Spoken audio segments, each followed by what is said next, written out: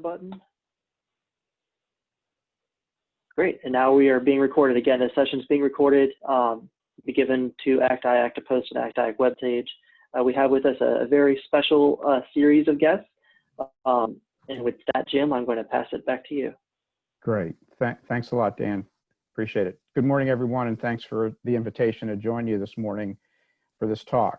Before I get started, I'm going to call a quick audible. I see Maria Rotes on the line, and I just wanted to welcome Maria and see if there was any opening remarks that Maria would want to make. This is clearly a topic that she's been involved in and near and dear to her heart. Maria, anything you'd like to offer as context before we get started?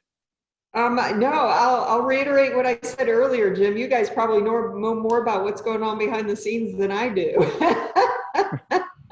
Well, but I'm not sure about that. But I'm certainly interested in hearing what you guys have to say. There's been a lot going on as people are moving out. You know, I see lots of packing going on here in the building and getting ramped up for next week. Great. Well, thank you, Maria. So as Stu and Dan said, the purpose of this panel today is to share with you and field your questions and engage with you on the ACT-IAC election project titled Agenda 2021, Delivering Outcomes and Building Trust. For those of you who attended the ELC, you may have attended this panel discussion. This is going to be a little bit of an update because we are going to talk about these topics in light of some recent events, and we'll get more into that in the details of the discussion. I'm Jim Cook, Vice President for Strategic Engagement and Partnerships at MITRE, and the current chair of the ACT-IAC Institute for Innovation and the project leader for this effort. By way of background and context, this is the fourth presidential election where ACT-IAC has identified important challenges facing our leaders and provided recommendations to address them. Based on lessons learned in 2016, we decided to take a slightly different approach this time to elevate the discussion, expand the target audiences, and focus on creating engagement around these nonpartisan topics, not just writing papers. Key to our approach was the formation of a steering committee to provide the vision and strategic content supported by subject matter experts from many COIs, including your own. For today's discussion, several members of our steering committee have joined us to talk about the challenges, their ideas and recommendations as they addressed them in the 4 papers that we published in midsummer and later this fall. These folks don't need any introduction to you, I'm sure, but we will talk briefly about each one of them. You know them as from their time in both government and the private sector in senior leadership roles. They've been appointees and career civil servants, IT leaders and policy experts, and their collective experience spans many administrations. As government leaders and private sector executives, their contributions to government and how it serves the public would take an hour or so to go through.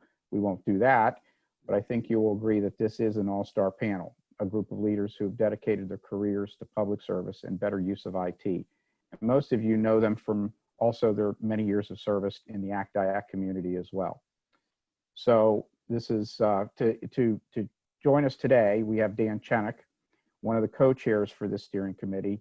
Dan is Executive Director, IBM Center for the Business of Government. He also served for 14 years in OMB, ending as the Senior Career Executive overseeing IT policy and budget, and also served on the 2008 transition team for OMB as overall government IT issues lead.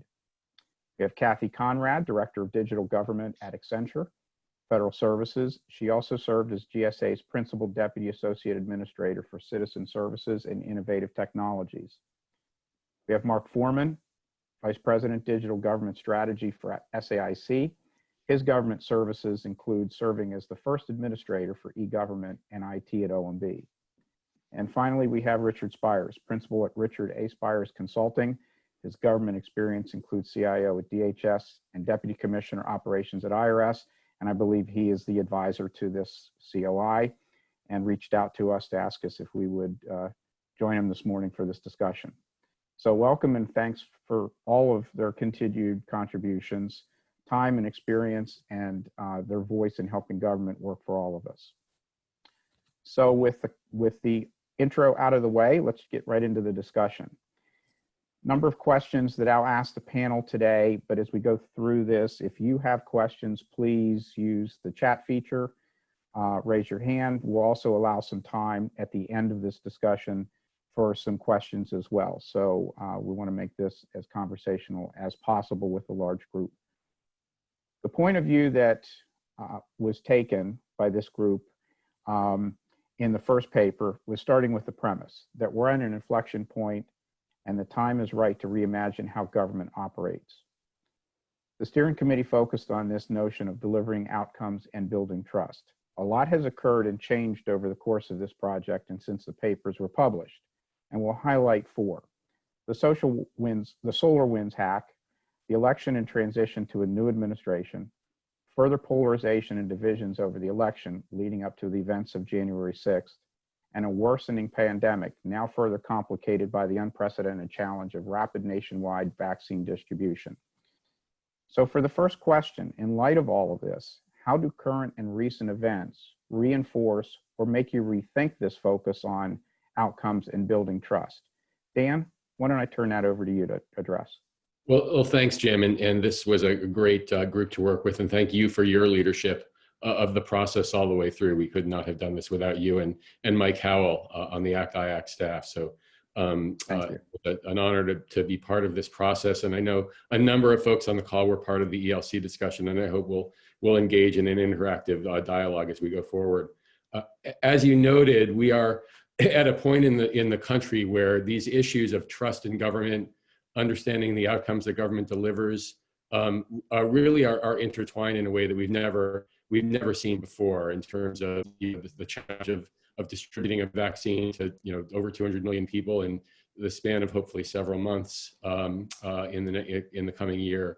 The challenge of addressing and understanding political distinctions, but also recognizing that the very government that is the subject of protests is also delivering services every day, often to people that are on all sides of a political issue. And that can range from what you talked about earlier, Jim, in terms of dealing with healthcare in the current environment around COVID-19, but also, as our paper pointed out, in receiving Social Security benefits, in flying to Washington and receiving services from the Federal Aviation Administration and the Transportation Security Administration, in veterans who receive healthcare benefits and medical benefits from the Department of Veterans Affairs, and the list can really go on.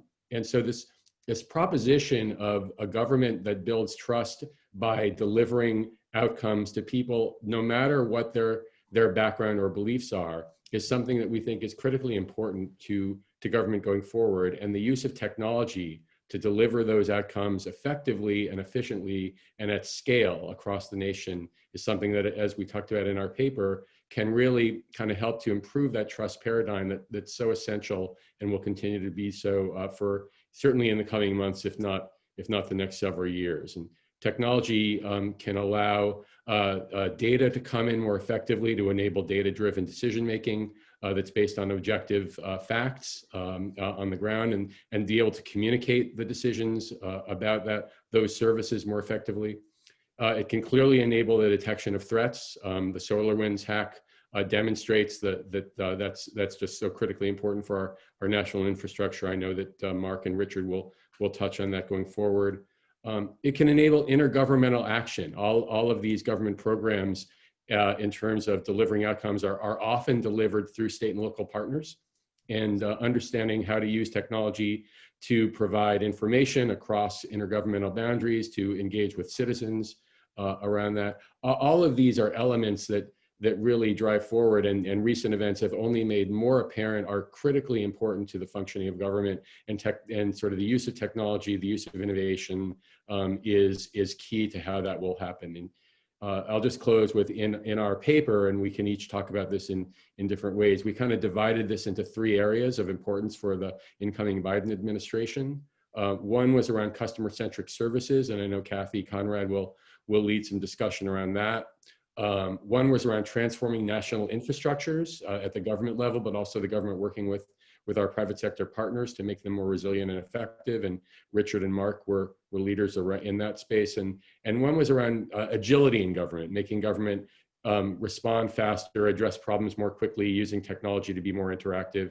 And I'll be able to speak to those issues. So that kind of, Jim, ties together a little bit of how our report was framed, and why recent events, I think, make it all the more incumbent that these issues be addressed and understood by ACT-IAC as we engage with government leaders who are entering service. Okay.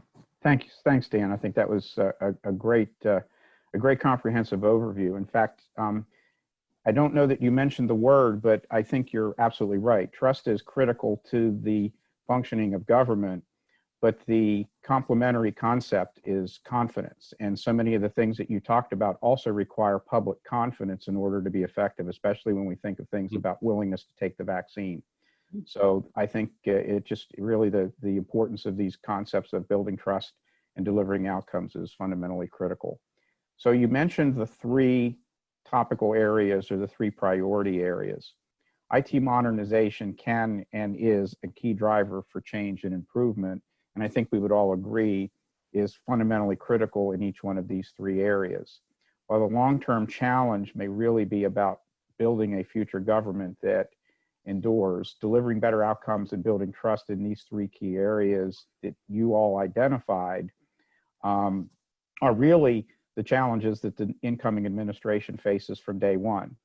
So I'd like to spend a few minutes and ask each one of you to talk about, more specifically, about the critical challenges that you see, especially in light of these recent events, in each one of those three areas: delivering customer-centric services, transforming the national infrastructure and managing risk, and accelerating agility in government. So Kathy, can we turn it over to you and ask you to start with the customer focus? Sure, I'll be glad to, and let me just join Dan in thanking you for your leadership and Mike for his support, and really all of ACT-IAC for their input and contributions to these papers. These aren't just our thoughts, they're really the collective thoughts, and each of us had really, really strong teams working with us, building out these papers. So thanks to all for participating. So I think, in terms of citizen services and customer experience, what I think most needs to change is, instead of looking at individual, like high impact public facings, we need to take a more integrated approach, recognizing that the convenient, seamless experience that people expect requires a government-wide strategy, and thinking about how services are really experienced, not just how we deliver them. So when people think about, for example, whether or not they should get a vaccine, they're not thinking about, well, what role does CDC play? What role does a local public health authority play? Who has the data and shares that data? What role does FDA play? They think about a whole of government journey, from learning about a vaccine, making a decision about whether or not they should get it, figuring out what information is available, how do they sign up, how do they go get the first shot, then how do they get the second shot. In many cases, participating or taking advantage of government services crosses government agency boundaries, and needs to be thought about from the perspective of how do you have an integrated experience. And that's true whether you're interacting on the phone, online, or someday again in person, or as with the case with the vaccine, that requires an in-person experience. And so to be able to deliver that kind of seamless, integrated, end-to-end experience, the pandemic and kind of the concurrent need to lower the cost of delivering services has really elevated the urgency of shifting to digital services with agility and with speed and at scale, and has allowed agencies to overcome longstanding risk aversion to accelerating use, for example, of using digital platforms, and taking what is called an omni-channel approach, where whether you come in person, on the phone, or online, you have a consistent, integrated, and experience with accurate information, with timely access to service, and with your questions answered or your needs met in whatever way is most convenient to you, instead of having to be limited by the way in which the government understands and delivers that service.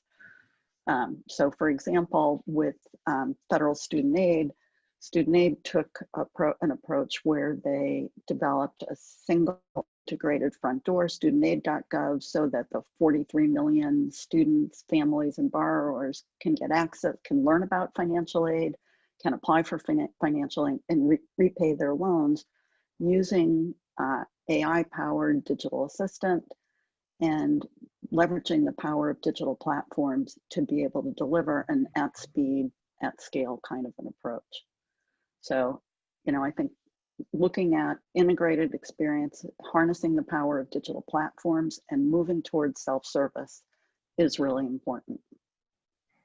Thanks, Kathy. Mark, how about infrastructure? Well, I think nobody on this call can argue with the fact that there's a recurring issue in how government addresses infrastructure risks.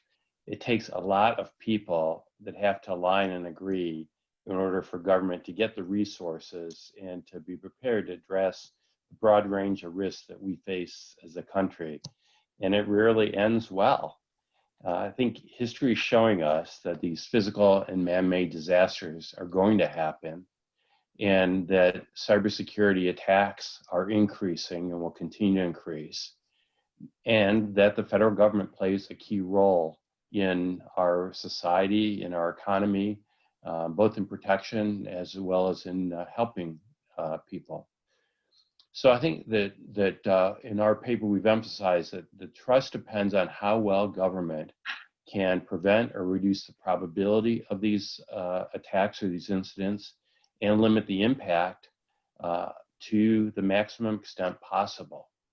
And to do this in a way that gives the better outcomes and builds the trust, we think that there are three key areas that need more emphasis. First is in conducting better enterprise risk analysis, and then management using that data and taking action to get the resources and actually mitigate the risks.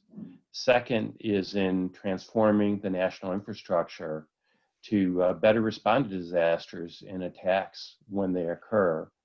Third is increasing collaboration across all levels of government, as well as with non-governmental and private sector entities. That's got to be key to how we improve data-driven decision-making, how we improve response, both in terms of preparing for a crisis, during the crisis, and then recovering after the crisis. So if we take those three areas of emphasis as we've laid out in the paper, we should get substantially improved resilience and be better prepared and able to respond to these recurring natural and man-made events. Great, thanks. Thanks, Mark. And Dan, how about agility?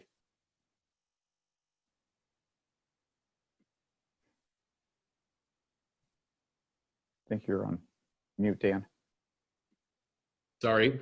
All of these three areas work together in terms of understanding the government's ability to modernize both its infrastructure and its applications that rely on technology to deliver customer-centric services and to provide the foundation to do that. And in the agility agenda that we laid out, it really was thinking about how do we bring the tenets of agile software development and bring them forward in terms of translating these technology and data and engagement areas that Kathy and Mark talked about. How do we bring that forward to program officials who are implementing programs for services that people are getting every day, to assistant secretaries for policy even, or who are developing policies in this area, so that they understand that sort of listening to the customer, doing things in small iterations, trying things in sort of a sandbox type fashion, and then seeing what works, creating flexible procurement vehicles that enable the government to work with different combinations of industry partners in new and innovative ways, even revising sort of the funding model for how do we modernize government, advancing things like the Technology Modernization Fund, that all of those elements are part of sort of an agile agenda that can enable government to work more directly with the citizens that it serves, with its partners, in understanding what are their needs as users of the technology, and then how can we quickly kind of move toward a a system of modernizing. And we've seen, you know, great success in lots of internal FBI bulletin obtained by CNN Hello? now says the Bureau has received information. Okay. We've seen this in a number of instances in from the U.S. Digital Service, taking some leading efforts in GSA's 18F program and innovation offices across the government, and clearly, you know, building that into the fabric of government going forward, we think will be essential. Okay, great, thanks. Well, so let's dig in a little bit more into the current environment, the current situation. So some of these challenges, I think we would all agree, are not new challenges, and some of the ideas that you've captured in the paper as well are ideas that have been expressed. They're things that people are planning on doing, or there's even progress being made in some regards. So is there something about the current situation that you think creates an opportunity for this community to do something different to accelerate progress? Richard, how about you? Why don't we start with you on the infrastructure front, especially in light of these recent events? Yeah, thanks, Jim. And you make a great point. I mean, we've been talking about these issues, you could say, for decades. But let's go to the heart of, I think, something that's so important, which is truly modernizing our digital platforms, modernizing our IT infrastructure in order to drive the types of better citizen experiences that Kathy was talking about, as well as the agility that Dan was talking about in government. What do we need to do differently? And our papers do address some of this. And let me first say, though, that it's really critically important, having been in government twice myself. You can talk about IT modernization all you want, and as CIOs, we like to do those kinds of things. But in reality, to make this work, it's really got to be the right partnership between the mission or business of government and those that are going to be delivering those digital solutions. And you can't separate those. I mean, we can talk about how we want to modernize IT infrastructure, but we're not going to gain any kind of real momentum unless we're working closely with those on the mission side that are delivering these services. And it's got to be that kind of partnership model. That's the only way to make this work. That being said, it's certainly my observation, and both when I was in government and certainly in the last number of years here, that we're still very much doing this piecemeal modernization. We've got new applications that come online and the like, but it is really hard to find, and GAO has backed this up with a lot of their research. It's really hard to find comprehensive modernization plans in government agencies these days. They just don't exist, or don't exist in the fulsome way that they should. They take into account both the improvement in mission delivery that you're needing to do, but also the resilience that we just discussed, particularly in the cybersecurity world. And obviously the events, the SolarWinds hack, I think, just puts a tremendous new spotlight on the fact that we've got to do much better in these areas. So in our papers, we've made a couple recommendations to try to change the dynamic in which we go about this, if you will, modernization. First is the idea, and I'm a big believer in this, particularly when you start crossing agency boundaries in any way, and Kathy was very articulate in the way she described that so much of the citizen experience crosses agency boundaries, even into different beyond federal government, state and local government as well, as examples. We need to have a focus on that. And this idea of having these outcome leaders, which is one of our recommendations, so that if you have an area, you're really trying to drive modernization in a mission area, then we need to orient ourselves that way, and the way we manage this. And so the idea of having outcome leaders that will drive that, I think, is very, very important. And then to circle back on a point that Mark made about looking at enterprise risks more effectively across government and doing it.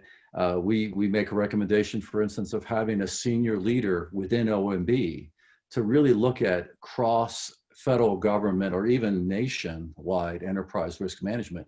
Where should the government really be focusing its resources? We can't do it all. We can't cover every risk. let's double down on the things that are most important in this country and really, really focus on those. And then have more empowered enterprise risk managers at an agency level, working with that OMB leader in order to change the dynamic on how we look at enterprise risk and how we deal with enterprise risk. So those are a couple of the key recommendations that we make in our papers. Okay, great. Thanks, Richard. Dan, how about agility?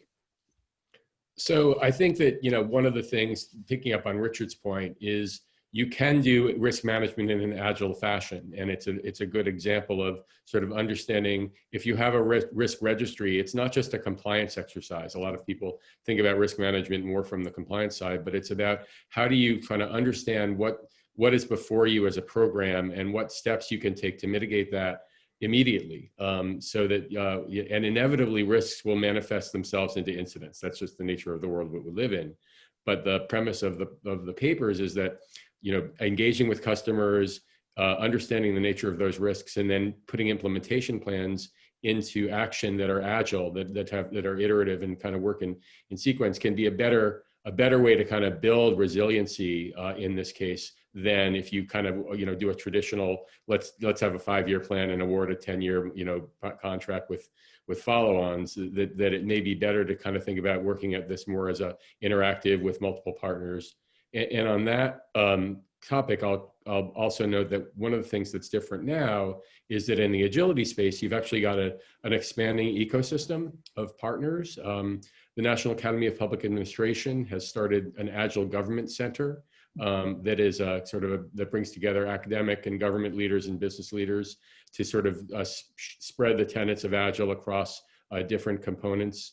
You've got international organizations like the Organization for Economic Cooperation and Development and the World Economic Forum who have programs in this area.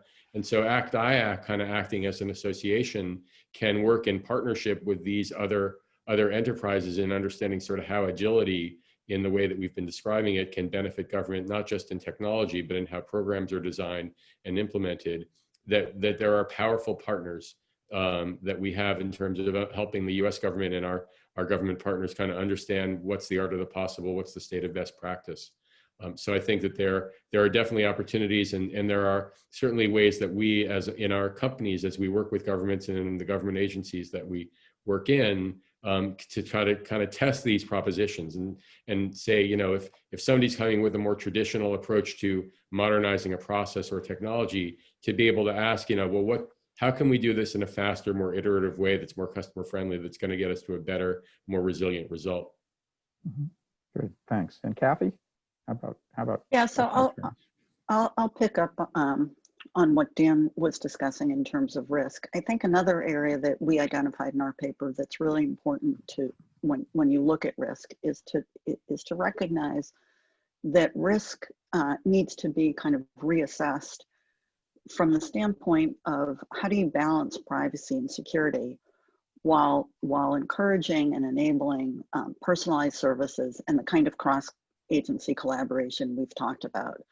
So things like some of the data sharing agreements that were essentially waived during the pandemic so that, for example, the IRS could collaborate with HUD and with Social Security in order to be able to quickly release stimulus checks, including to people who are unbanked.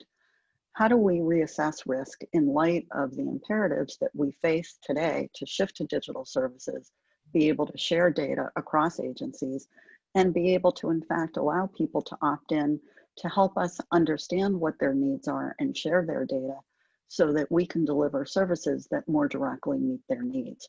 So I think when we talk about risk, we need to be open to thinking about risk in the context of what needs to happen today, rather than from a more traditional lens. One of the other areas that we pointed to in our paper that I think is critical to achieving outcomes and accountability is to really require every agency to designate a senior executive to be directly accountable for customer experience, and recognize that customer experience isn't just a nice to have. It's not about just making people happy or be delighted with the services that they're receiving.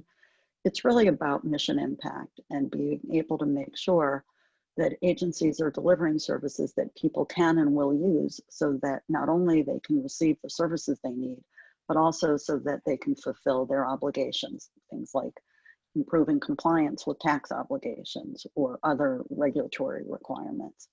And then the other thing I'll add is that another kind of barrier to delivering customer-centric citizen services and serving both the public and internal employees better has to do with authentication.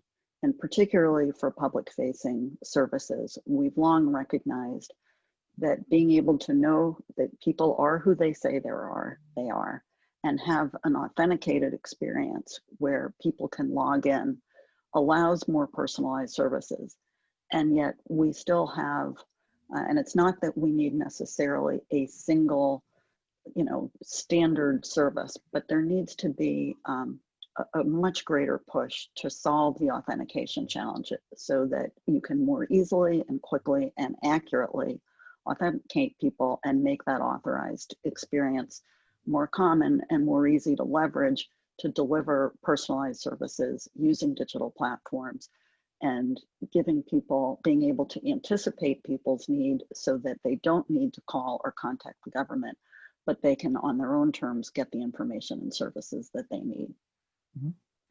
If I could pick up on what Kathy was just saying about this issue of identity and your digital identity is so critical. I mean, if you study the whole model, and another one of our recommendations was moving towards a zero trust model. Mm-hmm.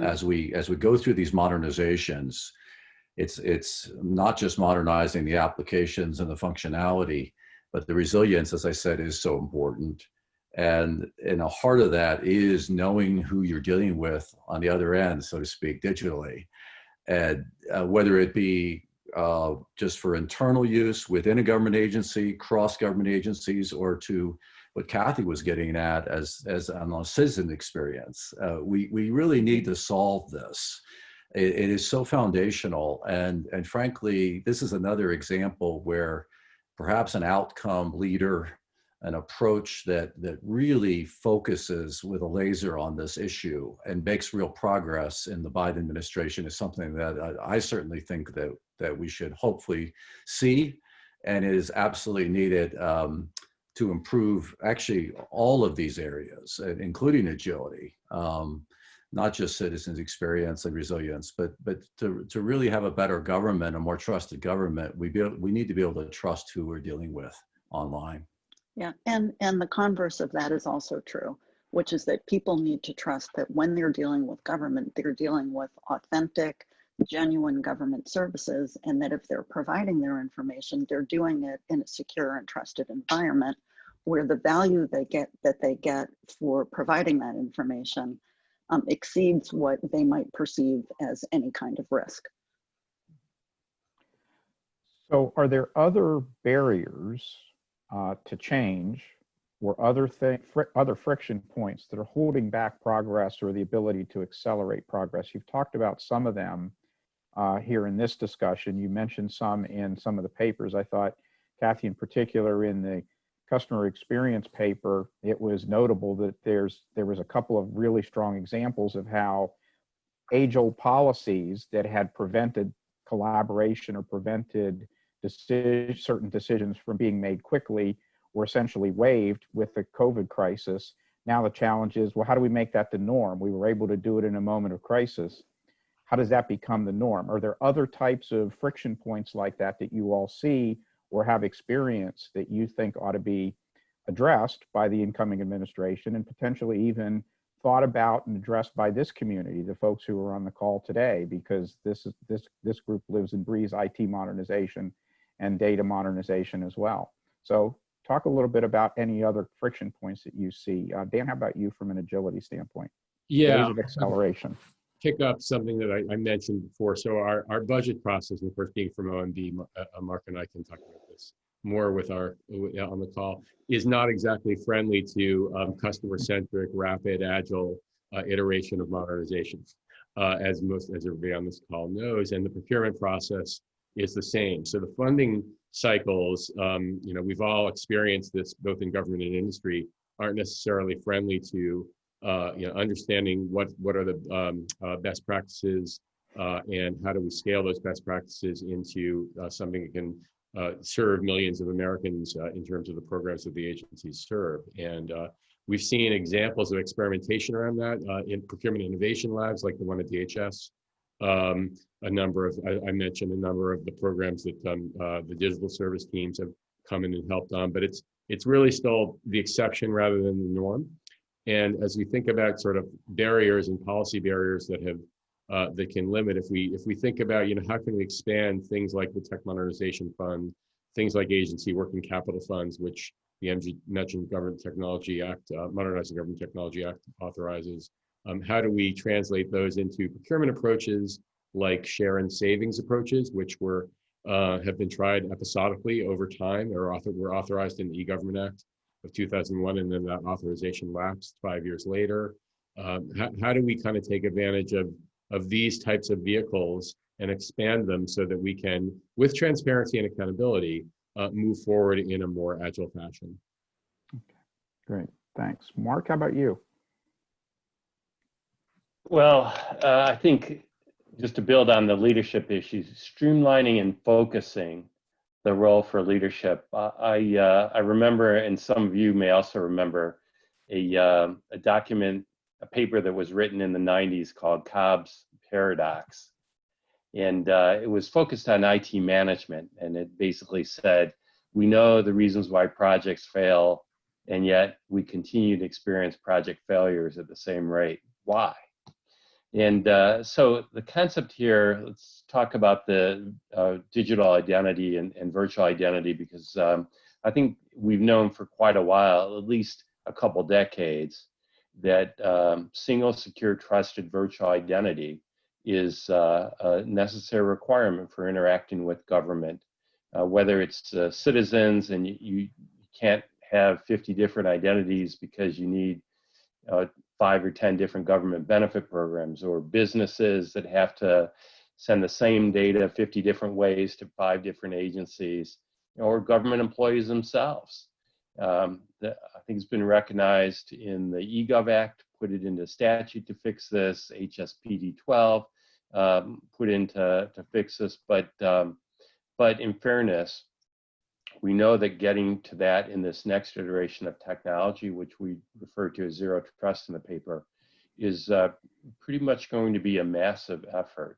We have role-based access controls in virtually every application. Your enterprise apps like payments, financial management, HR, all are based around role-based access. And even though the auditors have told us now for about 10 years, you can't do segregated duties because you got more roles than people, and you're ending up using the same people in those roles.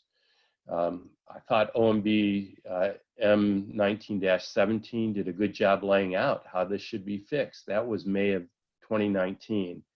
And now with SolarWinds, we find out that not only has it not been fixed, but it's been exploited, the fact that we haven't moved beyond this. So why is that? Reconciling these access-based approaches and providing trusted customer service really requires a strong investment in leaders, not only across the government to make the case and make sure the resources are there, but in the agencies to basically drive the organization change. There are entities, I think, as we all know, in every agency that has fought consolidation on the PIV cards, even within the IC, and using a single identity. There is a whole infrastructure that is somehow believing that their manual approaches to proving identity are providing zero trust, and it's simply not. So we've got to get leadership educated. We've got to get that streamlined and focused, and the leadership really has to engage in driving that change. Okay, thanks, Mark. And Kathy, how about you?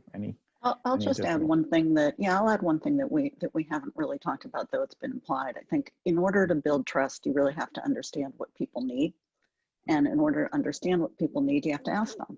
You have to observe their behavior. You have to interview them. You can't just rely on assumptions or what frontline employees know or their own experience. You have to actually do in-depth customer research and get feedback at the point of transaction using both, you know, what are called qualitative methods, or the kinds of like interviews and observations I mentioned, and things like surveys and getting quantitative data and synthesizing that. Currently, some agencies do that, and there's a growing call to do that more regularly through the CX CAP goal. There's been a framework laid out, but there remains a barrier with the Paperwork Reduction Act.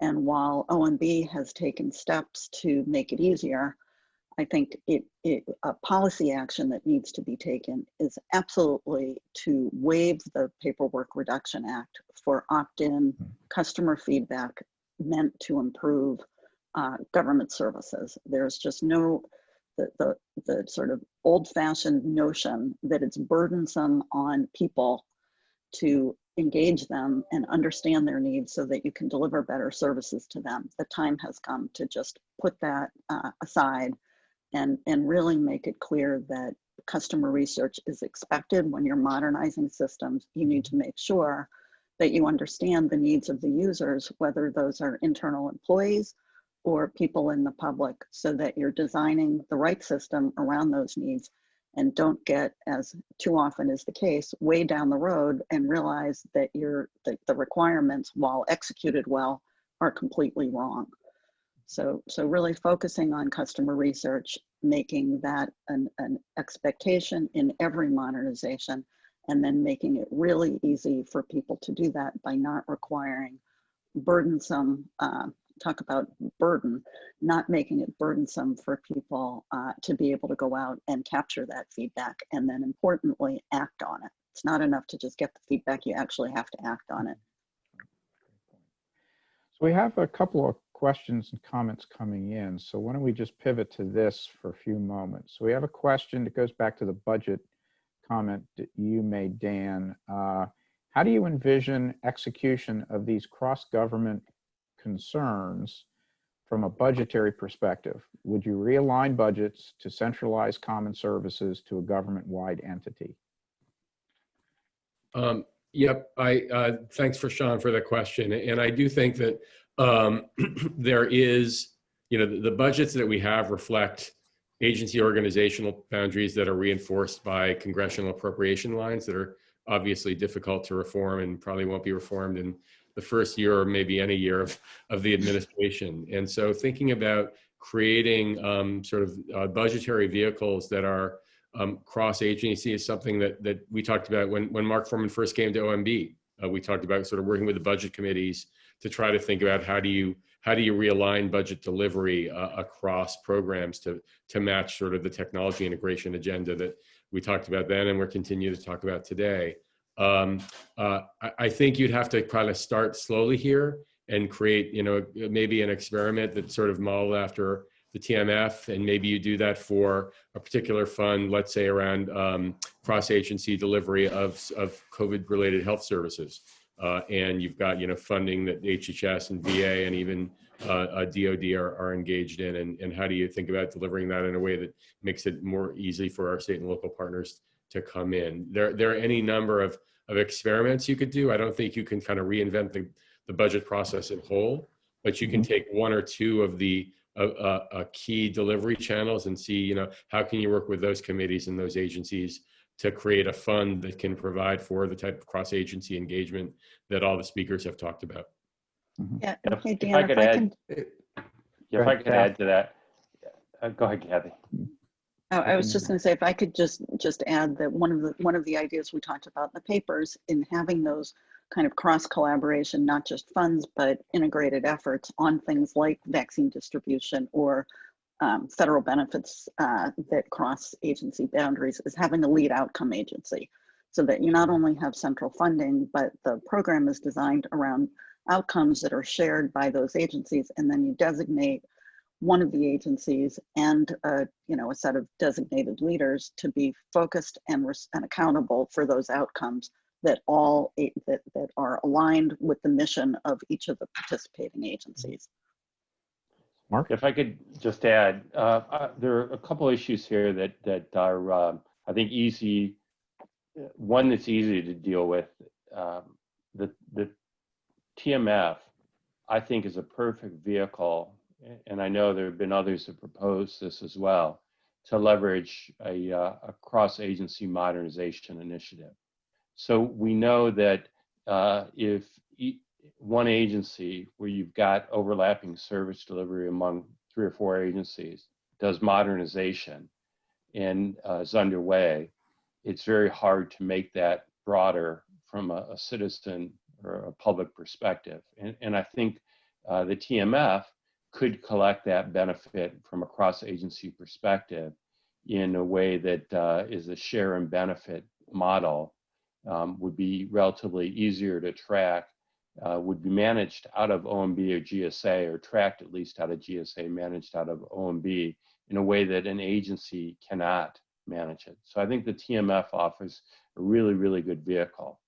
I think the bigger issue is that we seem to have gone back to a focus on agencies, with the most recent A11 coming out saying, let's get rid of the focus on programs, because really nobody's using that, and let's focus on agency priority goals.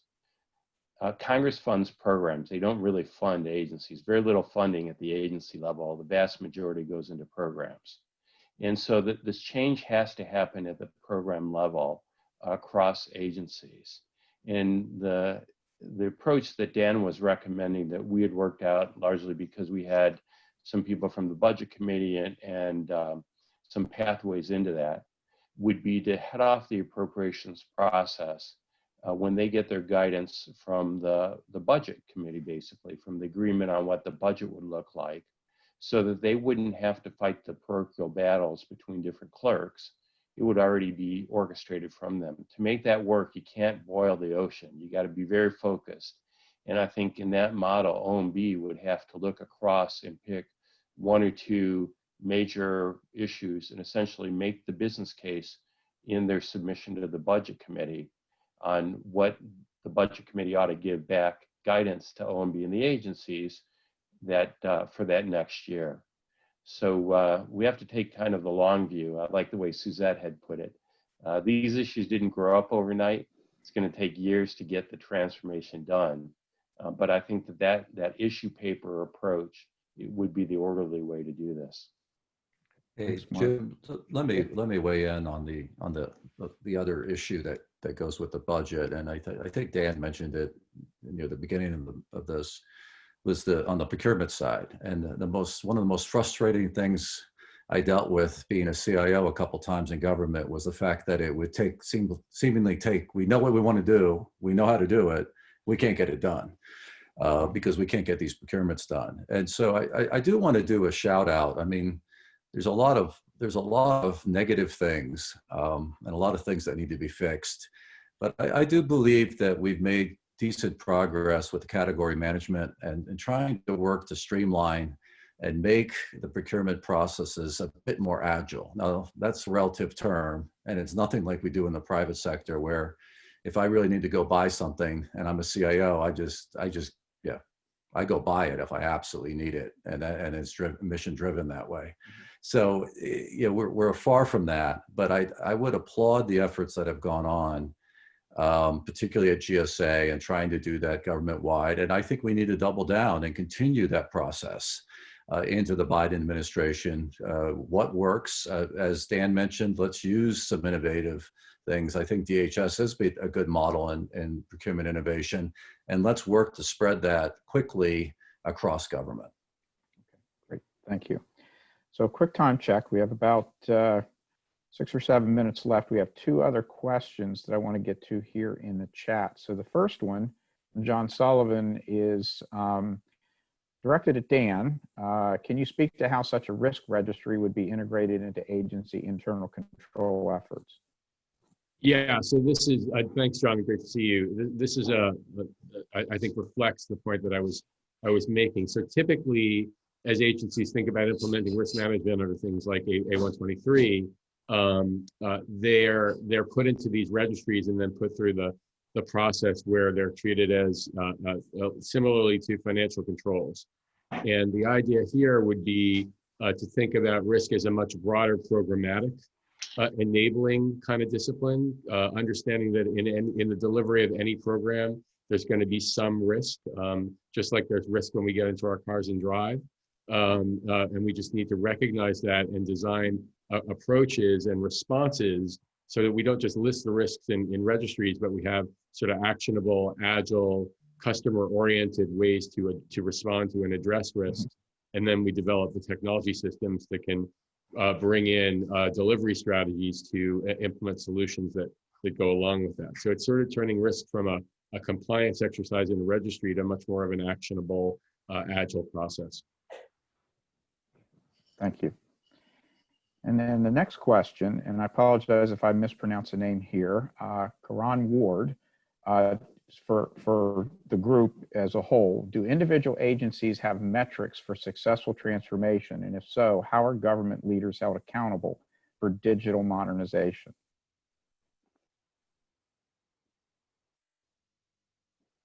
Anyone want to jump in on that? Richard? Yeah, I'll start. One of the things that I think a great example of modernization, that we can go back a couple decades, is what the IRS has been able to do with electronic filing. And actually, if you look at the statistics, if you think of the IRS as a financial institution, they far exceed even what the best banking institutions are able to have done as far as to the use of electronics when it comes to electronic filing, and the percentage now of the US population that files electronically. And I'm not just talking about individuals, I'm talking about businesses, nonprofits as well. Now, how did that happen? Well, one of the things that actually Congress did well here was that they, in statute, in the Reform Act of, I think it was 1998, actually set out specific objectives for the IRS that weren't about technology per se, except, okay, electronic filings, I guess technology, but more about, if you will, the business outcomes that they were trying to achieve. And I think, I'm turning the question a bit, but I think this idea of setting, objectives and making them stretch objectives, but they have to be outcome objectives, just as we talked about in our papers, outcomes that are about mission delivery from an agency or a set of agencies. And if you do that, it was stunning to me how far, I mean, the IRS they finally did make the 80%, which was what the bar was, 80% e-filing. They didn't make it on time, but my God, it really did galvanize the agency around an objective that everybody could understand and that the agency acted on. And in fact, got congressional support, got OMB support. It worked. And I think that's a model that we could look at again and have agencies, as they do modernization plans, what are those stretch objectives? And it's a very small number per agency that we should be putting out there. And maybe they're not an objective you could reach in 2 years or 3 years. It might be 5 to 10 years out, but it does galvanize an agency and what they're trying to achieve. That goes back to the recommendation that you all made in the first paper, the Capstone Paper, around embedding outcomes in performance goals at all levels of leadership, from top leadership down through the organization. Any final thoughts or responses to that question from the rest of the group? Yeah, I would just add that the whole concept of the Government Performance and Results Act and how we tried to align the business case outcomes to your performance metrics or closing gaps in performance. Back to COBS Paradox. This is not hard. We know how to do it. What's hard is actually doing it and making those commitments, assuring the investments align with that. When you overlay that from a citizens or a customer segment perspective, I'm very hopeful that between evidence-based policymaking and some of the initiatives there, the data action plan, and then the 21st century idea implementation, for the first time, we're going to really start to get good feedback, at least for the high impact service providers, from the very simple 2 questions that OMB put into A11 to ask. Do you trust that this service you're getting is going to take care of your need? And Do you trust the government? So we're going to start getting a new set of data that I think is going to advance government to a whole new echelon. So I'm watching the clock. I think we're at time. I think for the audience, you've just experienced what I experienced every time I get together with this group. Is we could go, an hour is way too short to spend with even half of the steering committee. So so before we turn it back over, Stu, to you and Dan, I'd just like to thank you all again for inviting us. Would like to thank Mike Howe and recognize Mike for his efforts in leading this project. We wouldn't have been able to do this without him. And of course, thank Kathy, Dan, Mark, Richard, and the other members of the steering committee, Robert Shea, Alan Baludis, Casey Coleman, and Dave McClure. As I said at the beginning, it is an all-star group. I mean that. I've known many of these people for many years individually, but this is the first time I've actually had an opportunity to work together with them as a group, and it's been a highlight. And it really was not just a highlight for the year, but the highlight for my career. So I really appreciate what all of they have done, not just for the project, but in their work. And thank you again for letting us spend some time with the community of interest this morning. Stu, over to you. Thank you, Jim. I appreciate it, and I appreciate everybody joining. This was a tremendous panel, a great insight, and just kind of an aside, Vera Ashworth put the link to the paper that this team published. I recommend everybody download it. It's really good, the recommendations, and especially, you know, timely. And I'm sure we're going to be building onto this going forward.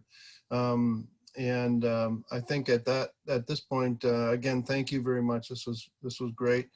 We'll wrap up next month. We have the session will be February 9th, and it's going to be kind of a nice follow-on to this. It's all around data security and modernization, and we have a panel of government leaders to facilitate through that. So Dan, you want to wrap it up? You there, Dan?